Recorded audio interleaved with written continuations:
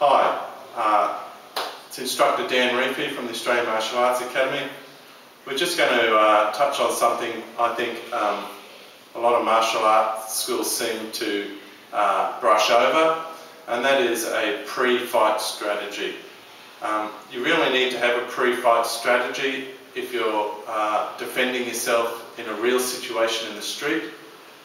Remember, in our society there's lots of CCTV cameras everywhere. Nearly every mobile phone has a camera in it. So the chances are, if you have to defend yourself for real, in the real world, in the street or whatever, you need to have some sort of strategy so it looks like you're not the aggressor. Okay, so firstly, when to employ a pre-fight strategy.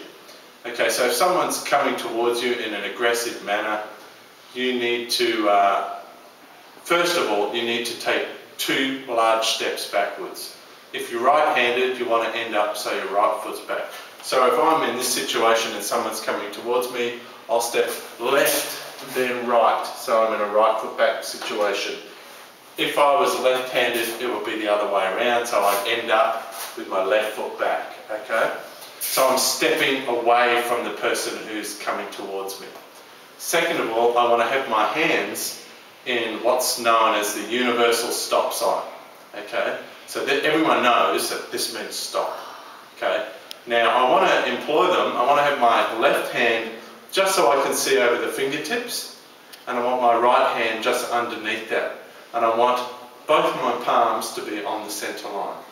Okay, I want my elbows to be tucked in, and what this does, it takes away his option of punching straight through me. So most people will not punch through your hands, they're going to try and punch around you, okay, which means it's going to be easier for me to deal with, okay.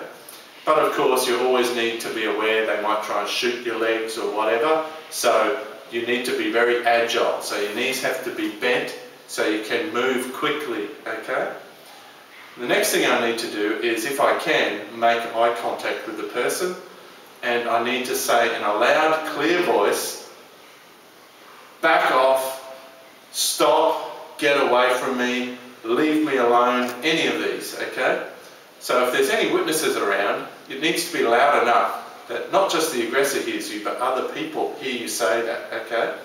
So if we're in a situation, someone's aggressively attacking me, they're coming towards me. Now when they come towards me, once they get into what I call a long range kicking distance, that's when I'd employ this. I never let someone get in my personal space. Now I consider my personal space, if you get your fingertips here and you make a round circle like that, this is my personal space. I don't want anyone to get in there. I never want someone to be up here in my face, okay? So that means if I put my stop sign up and someone comes towards me and their chest comes up against my hand, I hold it there and I don't let them come in. I don't let my hands collapse, okay? If they're pushing towards me, I can step back, okay, but I don't let them come right in towards me, okay?